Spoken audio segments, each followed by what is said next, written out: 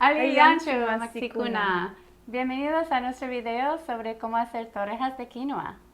Welcome to our video where we will show you how to make quinoa cakes. I'm Elizabeth Quillo, and this is my daughter. My name is Chaska. And we're really excited to share this special recipe that's a really special recipe that was given to us by Abuelita Maria Ureña in Pisac, Peru. We would like to dedicate this video to her memory. She was very special to us, and she had a lot of wisdom that she shared with us.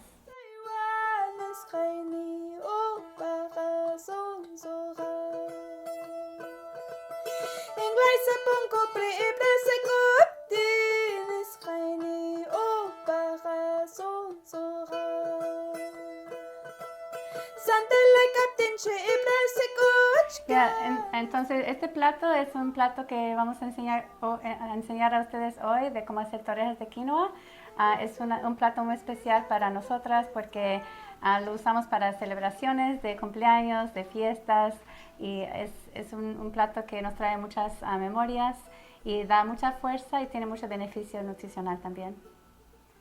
So, we're going to go over the ingredients that we're going to use in this recipe. The first main ingredient would be quinoa, and quinoa is, we're going to talk a little bit more about how it's grown and the benefits of it, but it's a really important grain, or actually seed. Es quinoa la parte principal de esta receta. And then of course all the vegetables we have here. We're going to cut up onions, and lleva cebolla, ajo, diferentes tipos de cebolla, morada, dulce, y también la verde, y lleva zanahoria, pimienta dulce y cilantro, muchas hierbas como del jardín, cebollín, tomillo, mejorana, albahaca. Vamos a agregar también un poco para que pique un poquito, ¿no? Chipotle. Y esta es una especie especial, ¿no? De Perú. I love this spice. It's ají amarillo. It's a special locoto, a pepper from Peru. So yeah, we're just gonna, a little spicy. Got a lot of flavor though. It adds a little bit of color, chile amarilla. And then after we cut up all the vegetables, after we cook, we're gonna wash the quinoa and cook it, cut up the vegetables and add some flour, baking powder, and then a whole dozen of eggs. We also have some peas here, and usually you would use huacatay in this recipe, which is a Peruvian herb, but we can't get it here, so we have other things to substitute. Yeah, so the quinoa we want to talk a little bit more about. It's grown in Peru and in the Andes region, and Chaska has some stories to tell about that. Yeah, my father, my taitai, Ronald, Maria Ureña's son, grew up around the region where they grow quinoa. And they have a lot of terraces there, and they grow a lot of corn, potatoes, and quinoa. So quinoa was usually planted between as like a cover crop or a way to replenish nutrients after planting corn. Corn tends to really suck a lot of nutrients out of the soil, so you would use this to kind of give the land a little break and to also introduce more nutrients. It was also planted, it did very well on sandy soil. And when it first sprouts, it's a little tender little shoot. It kind of looks similar to pigweed, which grows a lot here in Minnesota. And you can eat it like spinach. It's very tender and yummy. When it grows taller, it gets to be about 5 or 6 feet tall. And it will send out these bigger leaves, and it has these beautiful red and orange and yellow flowers. Maybe more red and yellow. Red like and yellow and gold. Reddish, yeah. Yeah. Kind of like Bright a dark pink. red. Kind of like this little onion here, that color. Yeah. And they're beautiful. They kind of look fuzzy, like sumac. And then once it's tall and once it's ripe, they will cut it off the bottom, and they'll tip it into sheaves so that the tops can dry, and once it's all dry, they will put it over a blanket and hit it with a stick or something similar until the seeds fall onto the blanket. From there, you will sift out the chaff, or the dry matter, using a process called erai. That's an ancient Incan indigenous technology from the Urubamba Valley, where you will take up a scoop of quinoa and sift it with the wind. The wind will blow through and all of the dry leaves or little bits of stalk will fall through and you'll have sifted quinoa. So after you sift it and you get all the little stones out, you need to wash it, which is a very important step in the process. Mm-hmm. Yeah. So yeah, that's some good, really important information about, just interesting information too about how it grows. The other thing is it can germinate in a cool climate, so that's really important for the Andes region. So it was actually named one of the most important food items in the world, and the United Nations actually named 2013 International Year of the Quinoa, because it's known to be able to help with food insecurity, to help with global food access, and also just because of its nutrient content, it's a perfect protein and great replacement for meat. So that's also an environmentally savvy crop to grow. It helps a lot with protecting the environment and also protecting our health. There are actually also more than one type of quinoa. There's a red quinoa, a black quinoa, and many others that farmers are trying to cultivate again in the Andes. Another thing about quinoa, of course, as a nutritionist, it's really important to me to know the nutrient value. It's very high in B vitamins, which are really helpful with anxiety. Also, it's very good for diabetics because it has a really low glycemic index, so it doesn't raise your blood sugar very quickly. It also is really good brain food because it has important essential fatty acids that help protect your brain. And also there's even some phytochemicals in here that help with reducing your chance for cancer. So it's really an amazing grain that really we should try to include in our foods as much as possible. So there's also some special ceremonies around quinoa that we've read about, that the emperor would plant the first grains and there was a special ceremony about it. And it was so important that it was actually wiped out during when there was colonization, and a lot of the fields were burned, unfortunately. So then it was replaced by wheat and other grains, and there was a huge decline in how many acres that were grown, where they were growing quinoa. It went from there was a drastic decline, like between the 40s to the 70s, but then luckily they were able to get that back up in 2013. They had their highest increase, so that it could be used more and it wasn't lost. So now we have quinoa in a lot of grocery stores. We can find that here now as well. The next step in this recipe will be to wash the quinoa, and what we do is we're going to put it in a sieve and wash it really well until there's no more bubbles, because it has saponins. And saponins are a cleansing agent that can be used for cleaning clothes, like laundry, or washing your body or your hair even. There's some stories about, we're not sure, but we've heard some stories about it being used for shampoo or to wash hair. So there's some cleansing properties in it. And because of that, it's a little bitter. And it comes washed, and the bag will say, this is washed already, but you'll still need to wash it for it to have better flavor. So we're going to do that next with warm water and with a sieve, and then we're going to put the wet quinoa in a pan. And usually the ratio is 2 cups of water for 1 cup of quinoa. So para hacer quinoa necesita como 2 tazas de quinoa y después como doble de agua. So we'll demonstrate that, how to wash the quinoa. Ok, entonces vamos a poner esto para como un cernidor. Vamos a enjuagarlo con agua tibia. Pueden ver que están saliendo como burbujas, ¿no? Y tiene que frotarse muy bien la quinoa para que pueden ver las burbujas, para que salen todas las burbujas. We're going to get all the bubbles out. We're just rubbing off all the saponins, which is kind of that soapy flavor. Y la cosa importante es que salen las burbujas, que no hay burbujas. ¿Así o no? ¿Hay burbujas? Sí, burbujas, sí. Como pueden ver, todavía hay burbujas. Ajá, allá.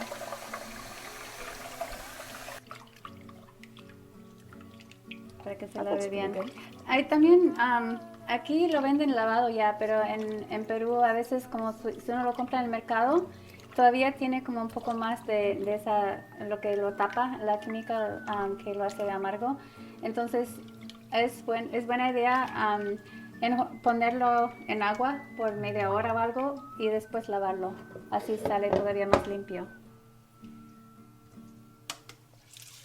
Ahora vamos, esto es todo una bolsa de quinoa, es un poquito más de 2 tazas. Entonces vamos a poner agua fría.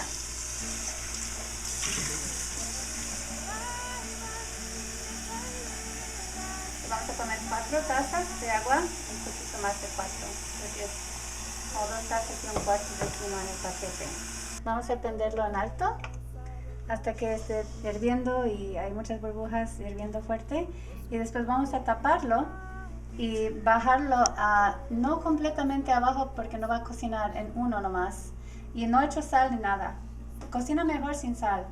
Y después lo pongo la tapa y lo voy a poner por 20 minutos para hervir lento. Y cuando termina de cocinar, así lo vamos a poner con los vegetales y mezclarlo.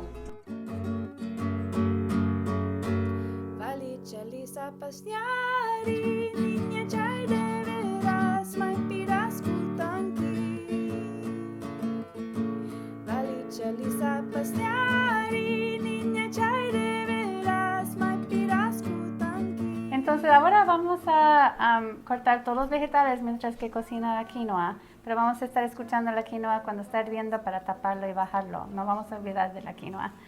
So we don't want to forget the quinoa over there. We're going to turn off the, want to cut the peppers? We're going to turn it down in a minute. And so Chaska's going to work on the peppers. I'm going to work on the garlic. Is that, you want to do the garlic? You want to do it? Is that okay? Or do you want to do the garlic? No, it's okay. Okay.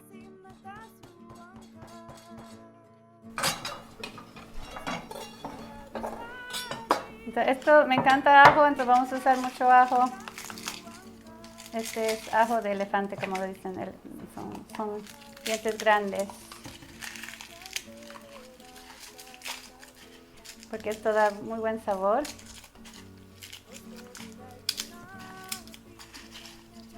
Y estoy usando molcajete. Yo recuerdo del molcajete en Perú, creo que tiene otro nombre, ¿no? Claro, tiene otro nombre. No sé el nombre después. Hay un nombre en Quechua, pero no recuerdo. Sí, porque abuelita lo usaba para hacer café, ¿no? Tenía que tostarlo en su fogón. Tenía un fogón con 3 hornillas y era como de cerámica y abajo tenía que poner la leña y hacer un fuego. Cuando estaba bajito, tostaba el café cruda, ¿no? Estaba cruda. Y después lo molía con su... pero era otra forma, tenía como largo y así. Sí. Es otro tipo. Tiene Es otro más nombre, grande. no recuerdo. También, they use that same type of stone, the grinding stone, to crush macnu, which is the Quechua word for cochineal. And so they use it for lots of different things, to make dyes, to cook, to grind, different spices.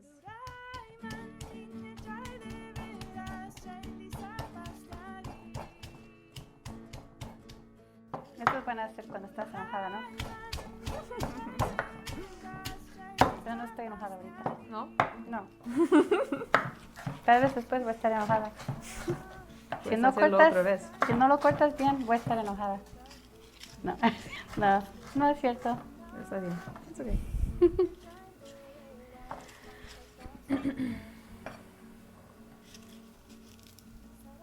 It's really interesting to see how indigenous cultures use stone. If you look at the city of Cusco, a lot of the buildings are made with very carefully placed stones. And I always really enjoyed thinking about how life imitates nature in a lot of ways, and how indigenous technologies really used plants as guides to show them how to live in the world. So if you look at the stones in Cusco that make up the walls, they look a lot like kernels of corn that are very carefully placed together, but also with a little bit of randomization. And you can see how they were inspired by the world around them. That's true. It's amazing the structures, how they were able to build those buildings with those huge stones. Me encanta el olor de ajo. Lo que me hace recordar de abuelita es el olor de huacatay. Es una hierba que no tenemos aquí, pero es un olor fuerte, no hay comparación. Como traté de buscar una hierba parecida aquí, pero no hay. Y estas pimientas, ¿no? Huelen ricas, ¿no? Así lo está haciendo muy bien. Y también chiquito. puedes oler la quinoa. Sí, también. Creo que ya está hirviendo casi. Ya está hirviendo.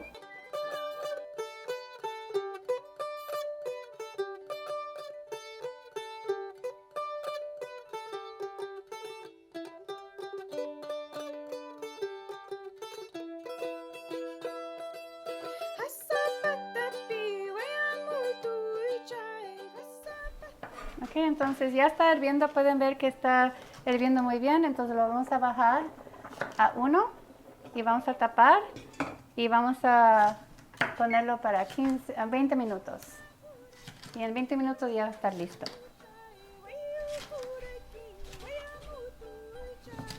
Y mientras podemos seguir cortando todo lo que requiere las torrejas.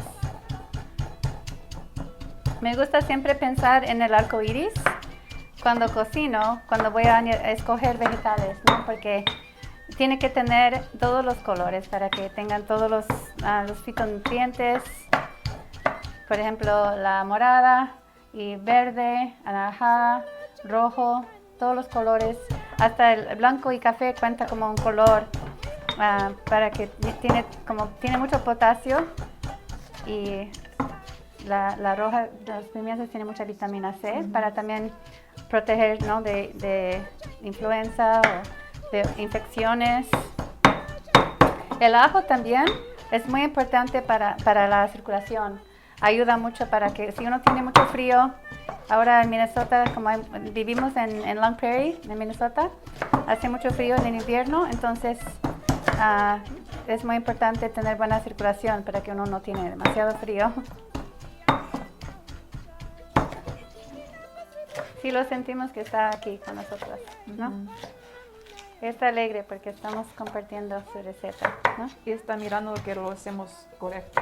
Sí, no, así más chiquito. Ella siempre me decía, así de grande no, la cebolla es más chiquita, hazlo otra vez. Y siempre me decía, como yo era vegetariana, ella siempre bromeaba de eso. No podía creer, ¿cómo no puedes comer carne si eres tan flaquita? Tienes que comer carne, eres muy flaquita.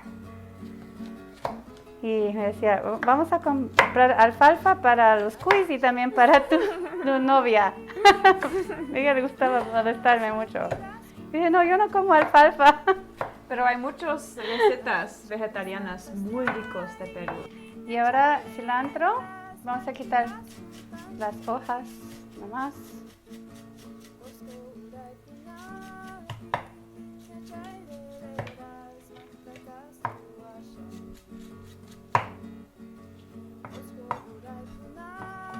Y el huacatay da un sabor muy rico que yo quisiera tener huacatay, pero también es rico con todas estas hierbas. Pueden variar, ¿no? Las hierbas que quieren poner. A mí me gusta mucho el thyme. Sí, eso es mi favorito, el tomillo. So you can put other spices or other herbs if you like. I like to put parsley in sometimes too. My parsley didn't grow very well this year, so I don't have parsley. But you want it to be nice and fine. And then we're going to do I can show a method for the basil, where you line them all up. And then you can roll them. This is called chiffonade. You roll them up. Do you do this with your basil? No? And then you cut them in nice little strips, and they make nice decorations. You can do little curly cues. So they have like little long strips. Nice. Yep. Do you need help with the time? Get in there. You should probably do the basil. Are you almost done? Oh, you want to do the Everything basil? else? Yeah. You can do the basil. Sí, entonces, esto necesita mucha agua, ¿no? La albahaca. Y este año ha sido muy seco. So, yo sembré mucha albahaca, pero no me salió casi este año. Fuimos demasiado de vacaciones, ¿no? No hay demasiado vacaciones. No había alguien. Bueno, sí venían a regar, pero no suficiente. Yeah, my garden got really dry this year. I planted a lot of basil, but it didn't do that well this year. Climate change, it will do things to you. No. And that's another reason to try and revive these ancient ways of growing food and you know, going back to figuring out what works in what different temperatures and what different climates. Even going back to trying to help cultivate native species from your area can be really, really helpful, not only for you and your nutrition, but also for the environment around you. Yeah, and quinoa, that's why quinoa is such an important grain, or it's actually a seed for global nutrition, for protecting the environment and also for our health. I mean, just look at the rates of diabetes right now. So quinoa can really help with that. Also allergies. So many people have allergies or gluten intolerance, like grandma, my mom. And then also Chaska's name is, her middle name is Maria. And so that's after both grandmas, because my mom is Mary and Abuelita in Peru is Maria. So ella tiene el nombre de las dos abuelas. Las dos abuelas, abuela María. Yo digo mamá María. Yo decía mamá María y mamá Mary. Sí, entonces ella tiene dos nombres. De las dos abuelitas. And my first name means morning star in Quechua. Quechua is a language you heard us speaking at the beginning of the video when we said hello. And it's a beautiful language, and all of my siblings have Quechua names. Yep, so we had to think of names in Quechua for seven children that had I really looked carefully for the meaning of each name. And Chaska, I was going to call her Sara Parway. And which means corn I blossom. was going to call Cody Sara Parway if he was a boy, and I was going to also call him Chanin. A boy. If he was a boy, I was going to call him Chanin. If he was a girl, I was going to call him Sara. Chanin means just. He's my 5th child. And Sara Parway is our 7th because it didn't fit you. Yeah, when you're born, I'm like, no, this is not Sara. Not Sara yet. Not yet. Nope. Ella no pareció Sara. Yo tenía nombre escogido Sara Parway, que significa como flor de maíz. Entonces, cuando ella nació, dije, no, ella no parece Sara Parway, ella tenía como estrellas en los ojos. Como miraba, cuando nació, ella no lloraba y tenía los ojos abiertos, grandes, y miraba a todos. Y en sus ojos estaba brillando sus ojos. Me miraba como que ya sabía dónde estaba contenta de estar aquí. Y yo decía, oh no, ella es Chaska María. Yo sabía. En Perú me dicen Chaska Niawi, que significa eyes like stars, or shining eyes like ojos stars. De Niawi is ojos. Yeah. Sí. It's interesting too to think of the different names. Like Sara means corn, and Sara Parway means corn blossom. But usually when you will hear, when you see corn translated into Spanish, they use maíz. But there's actually a different name for corn. There's many different names for corn in Quechua and in Peru. In Peru, we often use choclo to talk about corn. Or Sara. Sara is the Quechua name. In Ecuador, they say choclo too. Yeah, and I've noticed as an interpreter, I work as an interpreter as well as in nutrition education. And every place has different names for the foods, and because of the indigenous languages in each place, usually the foods are kept in that language, I think. It seems to be why, yeah. Okay. So you want to put the garlic in, or do you want me to do that? Good. Yeah. Okay, so we're going to add the spices. Or should we, here, let's clear off our boards, and then we can add in we can have a clean slate for adding in the other things. Okay.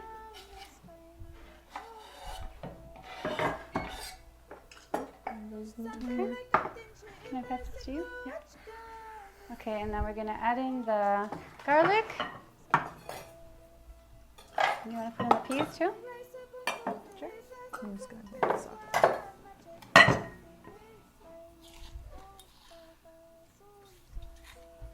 Con la mano. Yeah.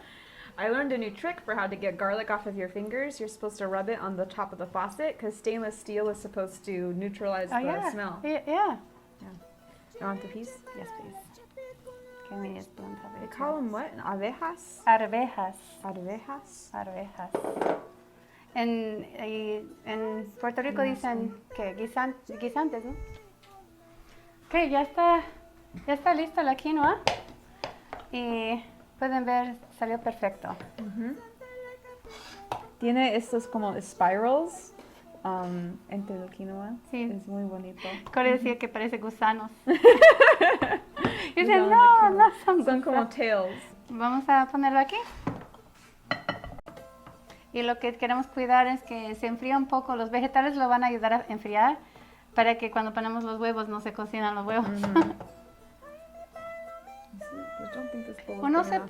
Sí es. Uno puede poner, puede cocinar la quinoa primero y un día antes y dejarlo enfriar y después añadir todos los vegetales. Es precioso. No hay que desperdiciar nada. Bueno, cuídalo pues. Es como oro. Oro de Inca. Decían, bueno, la quinoa es lo que hizo crecer tanto, dicen, ¿no? La civilización inca. Porque, y dijeron que era más precioso que oro. Sí, muy rico. Muy nutritivo también. Sí. Ok. Para mezclar. Pero vamos a dejarlo enfriar.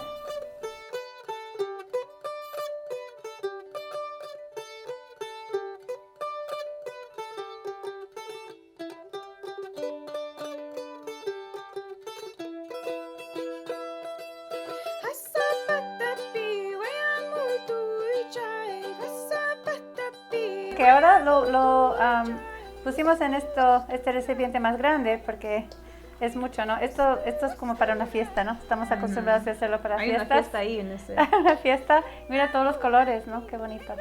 Y vamos a poner una docena de huevos y Chasca lo va a hacer como dijo mamá, ¿no? Uno por uno. Porque uno nunca sabe si hay uno malo. Entonces, se puede también poner aquí directamente, pero Chasca quiere estar How do you ayudando. tell if an egg is bad? You float it in water. How else would you crack it in a bowl? It stinks. Huele mal. Huele mal. Huele como malo. Es muy huevo. obvio. Bueno, para mí, tengo un olfato, puedo notarlo. Entonces tienes que dejarme olerlo primero. Sí, a ver, no puedes hacer los spices. Tienes que oler a ver si todo. está bien. Está bien. Ok, entonces vamos a poner sal. Y así sí me gusta usar bastante sal porque necesita sal aquí, ¿no? Pero no es muy bueno. No, es bueno. Poner demasiado. Sal es una cosa natural. En sal en Quechua es, ¿qué es? Chile amarillo. Y ají chipotle. Tomillo seco, ya pusimos tomillo fresco. La medida de la mano. No tenemos medidas. Mejorana, marjoram, thyme, chipotle. And I'm gonna put the top. A ver si puedo hacer dos en un. Dos, sí. Yo puedo hacer 4. Yo puedo hacer dos. Yo puedo hacer 4. Es que yo trabajé en un campamento donde tuve que hacer desayuno para 300 niños. Tienes que sacar los. Y me dieron huevo en polvo, qué feo. No, yo voy a levantarme más temprano y voy a hacerlo con huevo natural. Si quieres sacar el shell, cáscara del huevo, puedes usar la cáscara, eso se corta muy bien. Yo te enseñé eso, ¿no? Tienes que hacer. Sí. Ya somos cansados, ya estamos con hambre. Sí, estamos de mal humor porque nos falta comer las torrejas. Ok, entonces tenemos una docena de huevos aquí y las especias, sal. I should use the shell for this. Un poco de pimienta negra, no mucha. Ok. Sí, es como un imán, it's like a magnet. Kind of interesting, okay? Huh? Listo. Muy bien. Ok. Y estos huevos a veces me lo traen, ¿no? Eso es muy bueno cuando me traen. O se puede poner también huevo de pato, mejor todavía. Porque tiene las yemas muy grandes. Y da un sabor muy, muy bueno.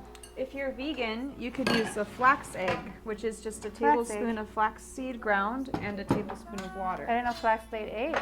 Now you know. Oh. Ok, vamos a poner, estos son tercios, vamos a poner 2 tazas de harina blanca. A veces se puede poner también mitad blanca o mitad, no tiene que ser exacto, mitad blanca, mitad integral. If you're gluten-free, you might use almond flour. Y como, sí, para abuelita, ¿no? Para abuelita, my mom. Ok, esto es royal, so this is baking powder, 2 teaspoons of baking powder. And I like to just put it on top, because you don't want to mix it in, you could get like little lumps of baking powder, so just mix it on top, saves dishes. Okay, want to stir it off? Oh, I can stir. If you want help. Okay.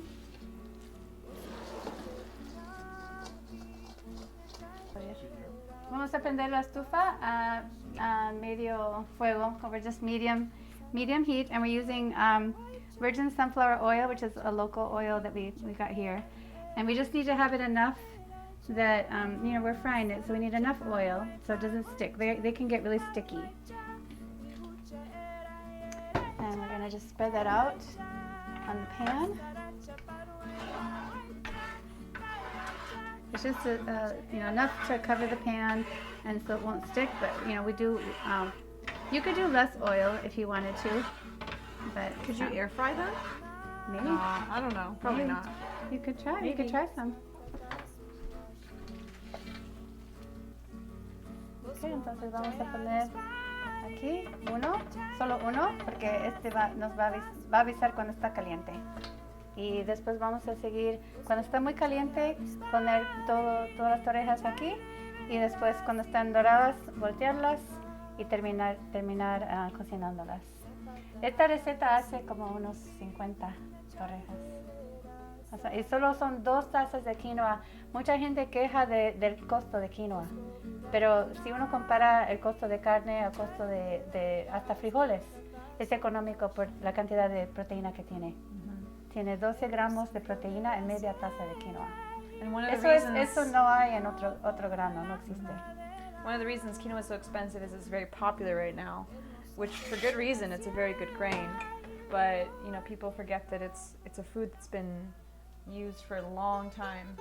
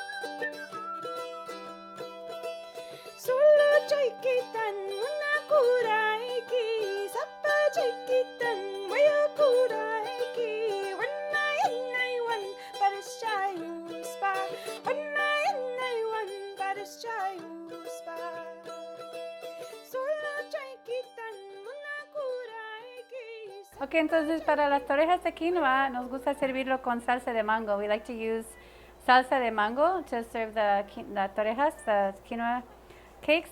So I'm going to just show how to make that. We're going to just cut up some mango. So getting it as close to the pit as we can. Ok, entonces... Y esta salsa se puede guardar por una semana casi, porque tiene limón y sal y se puede guardar por un tiempo. Y se ve muy bonito el color junto con las torrejas. Como las torrejas, la quinoa a veces todavía tiene un poquito de ese sabor un poquito amargo. Entonces el dulce del mango lo ayuda a hacer como buena combinación. Ok, entonces tenemos el mango listo.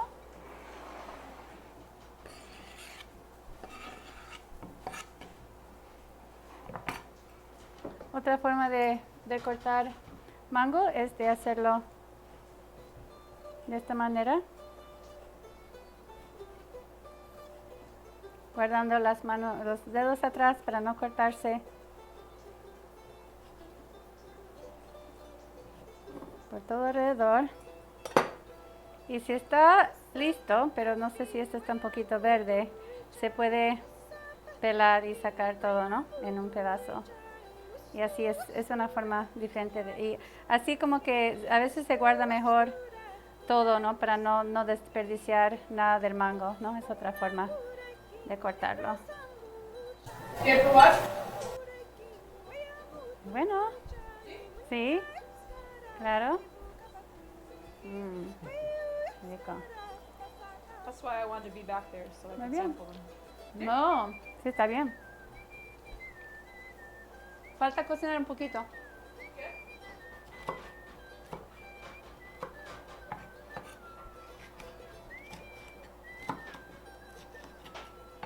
Y el color, está bonito este color. Voy a poner también uno de mi jardín, que eso sí es jalapeño, pero está chiquita por falta de agua.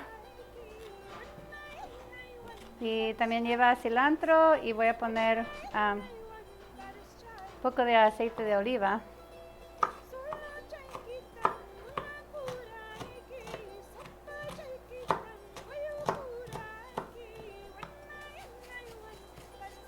Sí, pero a mí me gusta usar aceite de oliva porque es monosaturado, es monosaturated, entonces es más saludable, ¿no? Este plato lo hizo mi hijo Chani en la escuela. Otra vez el arco iris, ¿no? Nos vamos a poner cebolla morada. Vamos a lavar la cebolla.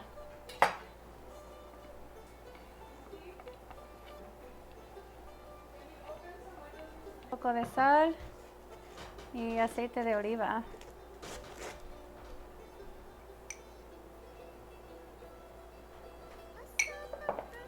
Un poquito de chipotle para que pique un poquito más.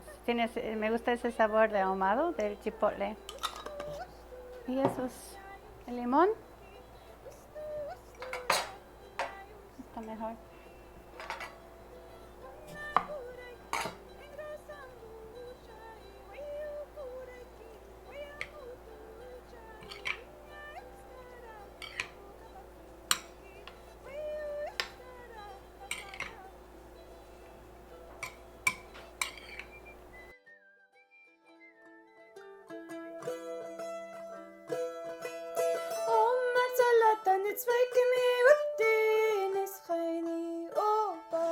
Ya están listas las torrejas. Vamos a comer.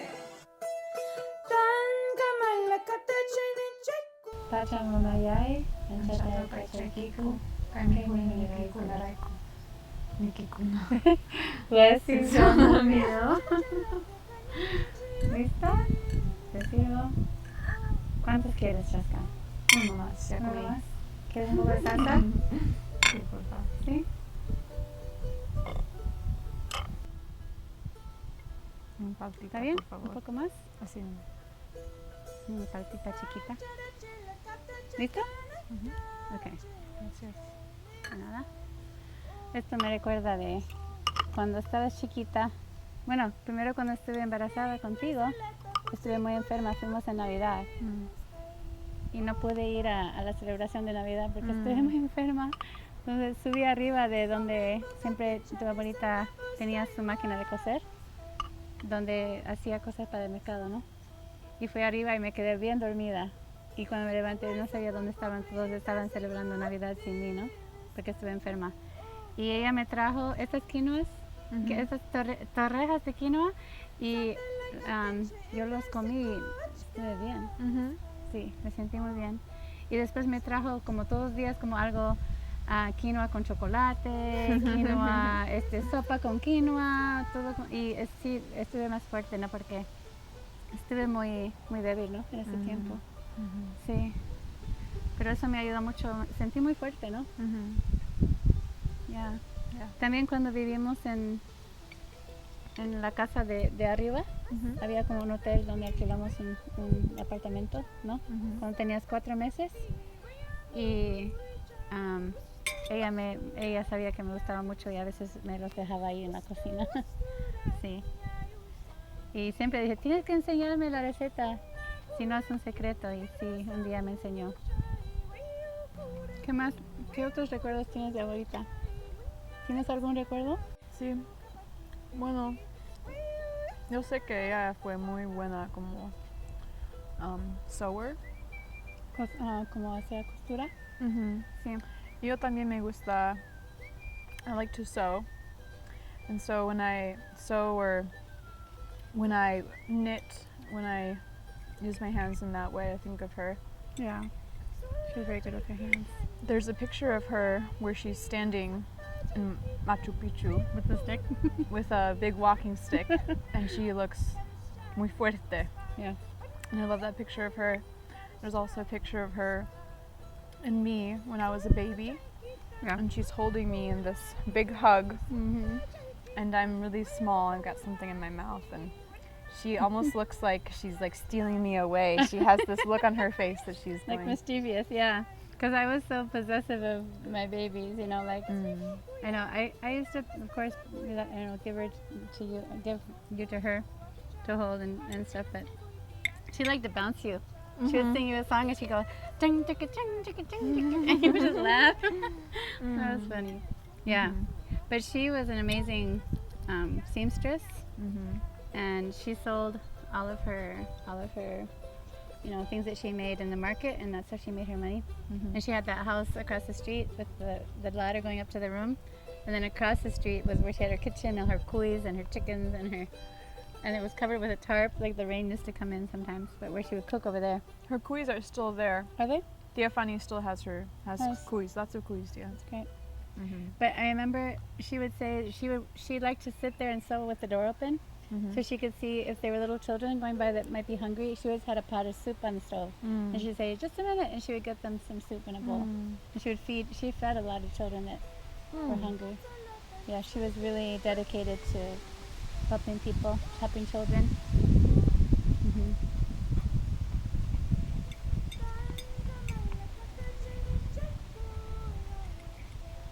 She loved her cuis. She said the cuis grow with the smoke of the fogón. So she said it's good for them to be around the smoke when you're cooking, and they would like to hide under the table. Cuy is guinea pig. The little guinea pigs in Peru, they are brown and white, like a light tan color, like a reddish tan color and white, and they're really cute. And she would cook them up for me. They're also really delicious. On a spit. She put them on a spit, like she would clean them and put them on a spit in front of the fire. And when I first saw that, I was like, "Oh, what is that?" It looked like a rat. Like she was cooking a rat, but it was a guinea pig, and I was like, "Okay, that's fine." I was used to eating weird things in Ecuador, like monkey and other things like that. So, and I loved it. It smelled like smoky, and it had really tender meat. But yeah, I remember also in the morning we would go to the horno, the clay oven, and buy bread, fresh bread, and then there'd be a lady coming by with fresh cheese with sage in between, the fresh made cheese, and then she would get the coffee and roast it and grind it and make me coffee with like fresh nata, the cream on top, and then a big palta, big huge one with the cheese, and she would mix up garlic with salt.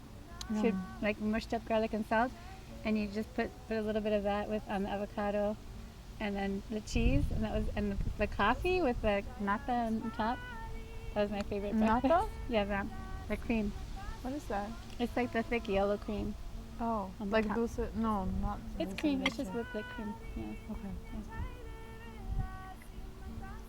The other day, Dad went out to get bread. He got croissants for it. It kind of reminded me of when because Fanny would go every morning to to the baker to get bread, and she'd bring it back. And then he also had cheese, and so he had Oh yeah, and coffee. That's probably And so we had a similar breakfast. Yeah. Oh, that's my favorite breakfast. And I loved going to the horno. There were just 2 of them. I think there's more now, or maybe 3. And I taught everybody wanted to learn how to make Christmas bread. So that's why when I was pregnant with you, I was teaching everybody how to make the Christmas bread, and they were so surprised that you could put potatoes in bread. And they said, we have to try that, because I said that's a natural preservative for bread. So they said they were going to try to put potato in their bread to see if it helped it stay soft. I don't know if anybody tried it. But I remember going to the oven, and everybody was coming in and standing around the table, and I was showing them how to make the stollen, which my grandma was her tradition. And so I taught them how to make that. And then I let it rise, and I got in the oven, and I got it out of the oven, and then I went to Grandma. I'm like, I don't feel good, and I went upstairs, and that's when she made me the quinoa. It was like Christmas. Yeah. And the soup too. She would make like a chicken soup. She just cook a whole chicken, and then she put quinoa instead of rice. But the nice thing is more and more people are eating quinoa. Like when I was in Peru, when I met your dad, I was doing research about how to improve the nutrition, in that region. And that was one of the projects, one of the agencies there. They were working on, they're agronomists. And they were working really hard on trying to get quinoa reinstated in some of the, to make it so that they could have better prices for their other crops, like the potatoes and stuff, so that maybe some of it would be kept in the home. Yeah. One thing I think is really important to consider when you're thinking about nourishment and nutrition and eating well is all food is good for you in some way, but what can really sustain you is food that is lovingly made, and that includes your grains and beans. It really should be more accessible, but there's a reason for the prices. But one thing that can be really healing is to find those ancestral foods that are ancestral for you, and to find the things that your body really loves. And that way you can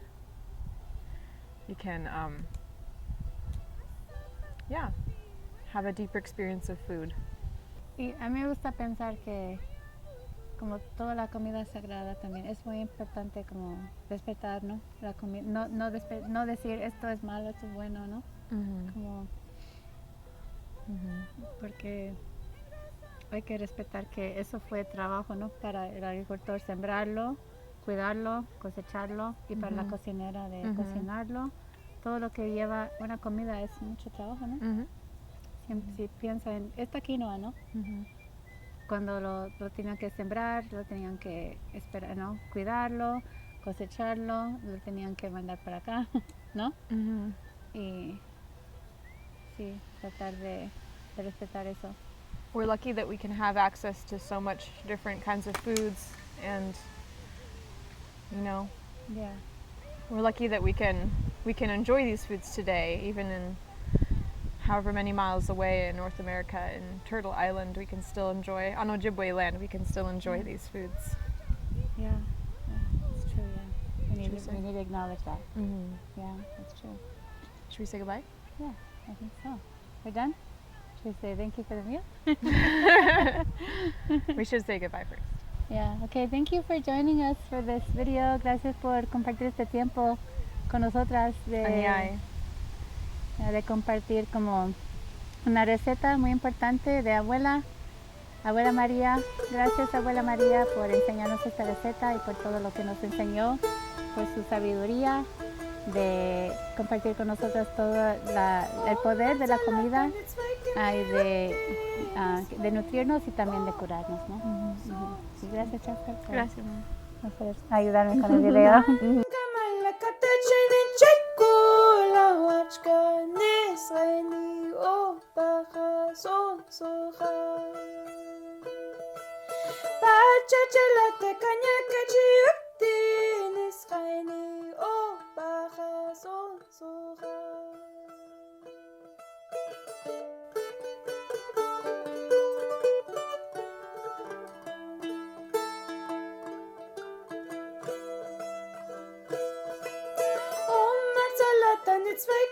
whoop-dee.